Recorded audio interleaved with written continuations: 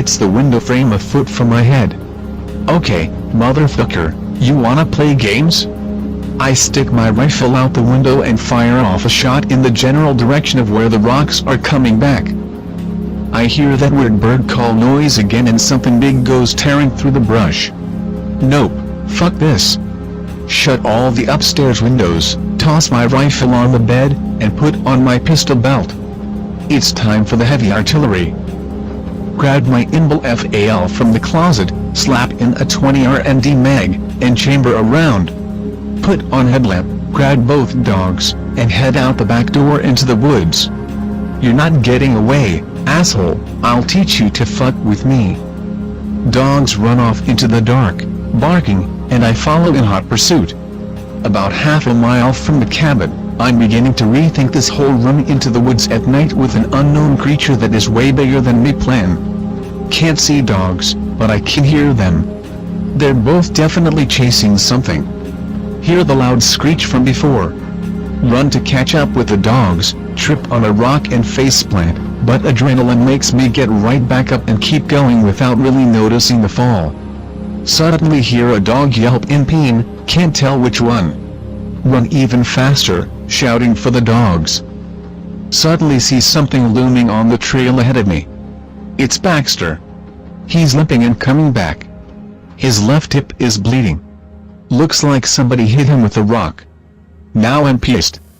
Keep heading down the trail to catch up with Kaiser. Baxter limps along beside me. Loud screeching and Kaiser barking seems to indicate he may have whatever it is cornered or treed. I'm almost there when something whizzes through the air and almost hits me. That came from a different direction than the screeching and barking. Oh fuck, there's two of them. I fire a shot in the general direction of where the rock came from and call for Kaiser. Baxter won't leave my side now. A big stick flies through the air and lands at my feet. I can't see where it came from with just my headlamp. Fire another shot and decide fuck this, I'm heading back to the cabin. Keep firing shots occasionally to keep whatever is throwing things at me at bay. Can hear it crashing through the brush off to my left as it follows me down the trail. Kaiser is still barking and won't come when called. Nearly call his name for the umpteenth time, hear something crashing through the brush and aim my rifle at the noise. Kaiser appears at Mach 2 and runs right past me and keeps going. Thanks, asshole, just leave me for dead. I fire another shot down the trail to discourage pursuit, then haul ass back to the cabin, Baxter right on my heels. Kaiser is waiting for me, whining and scratching at the door to be let in. This is a big dog, one that's taken on and killed the coyote that got in our yard one time.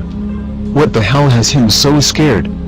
We all three pile into the cabin, I reload my rifle, and check the dogs. Baxter has a nasty bruise where the rock hit him, but only a little bit of bleeding. Kaiser appears unharmed, but something scared the shit out of him. I run upstairs, barricade the door behind me, and open the window so I can shoot at anything approaching from that side of the house. Shit, I should call my dad or the sheriff, but the phone's downstairs. Fuck that. I hear rustling in the tree line and more of that warbling noise, but nothing comes out where I can see it and no more rocks are thrown at my cabin. I finally relax and start to feel safe around dawn. With no sleep and the adrenaline wearing off, I hang my gun belt on the corner of the bed, lean both rifles against the wall, and go to sleep.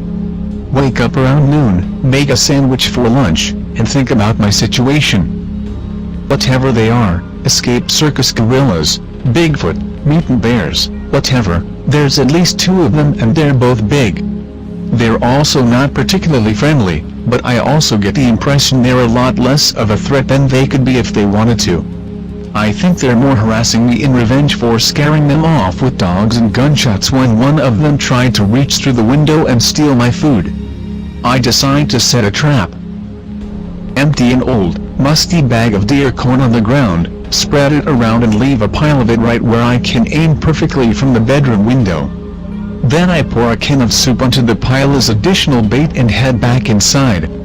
Hopefully they take the bait and I can shoot one and bring it back as proof / to find out what the hell they are. Keep my gun belt on and FAL in arm's reach all day, just in case they come back in the daylight. Watch movies all day, looking out the window to check the bait pile every few minutes. Both dogs are nervous, but don't seem to have anything actively setting them off. They stick to me like Velcro all day. Night arrives and I go around double checking all the downstairs doors and windows are locked. I set up in the bedroom window with a perfect view of the bait pile and wait in ambush. An hour or so into my vigil, and I notice the outside light is getting dim. No, what? Why? Suddenly, I realized that I had all the lights in the cabin on all of last night, all day, and today, and it was cloudy and overcast so the solar panels weren't charging the battery very well with all the lights and the TV running. Damn it.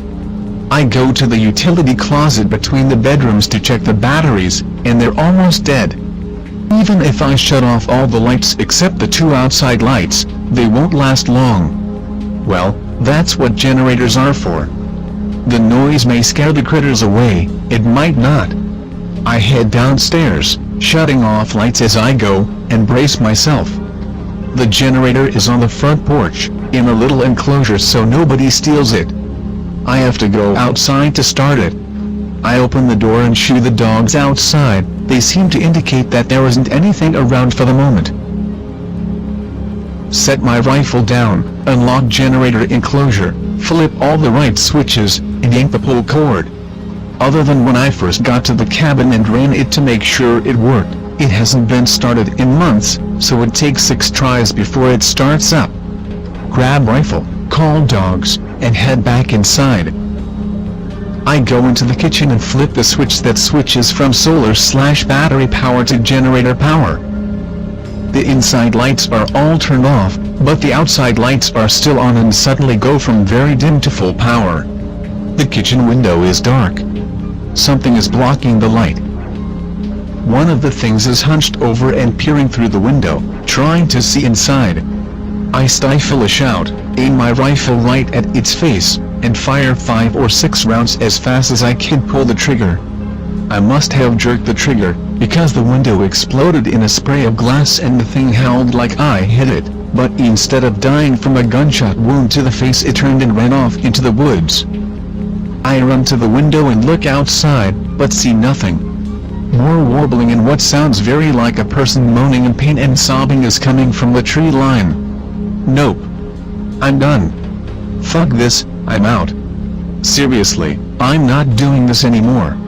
Run out the front door with both dogs, lock the cabin behind me, jump in the Blazer, and haul ass into town where I can get some cell reception. Immediately call my dad and tell him everything. He says he's coming out to meet me and to stay put. 2 hours later, my dad pulls up to the truck stop I've been waiting at, has me repeat the story to him again, and then follows me out to the cabin. The generator is still running and the outside lights are on. We clear the cabin and there are no intruders. Then we send the dogs outside.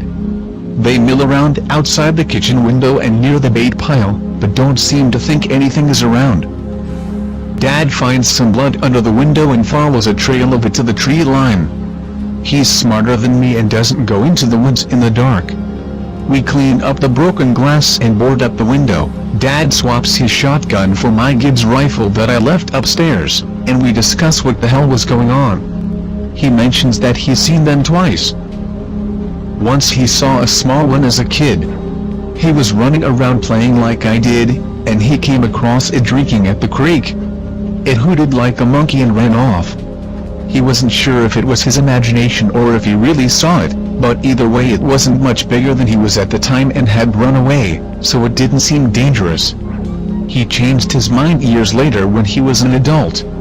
He was in a tree blind waiting for a deer and a full-grown one stepped out of the trees and started eating his deer, proving the existence of Bigfoot when it noticed him and walked over to the tree.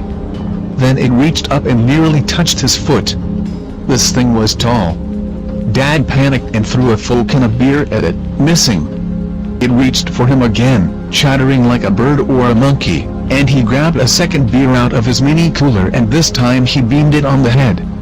It howled and ran off into the trees where he couldn't see it, then started throwing rocks and sticks at him.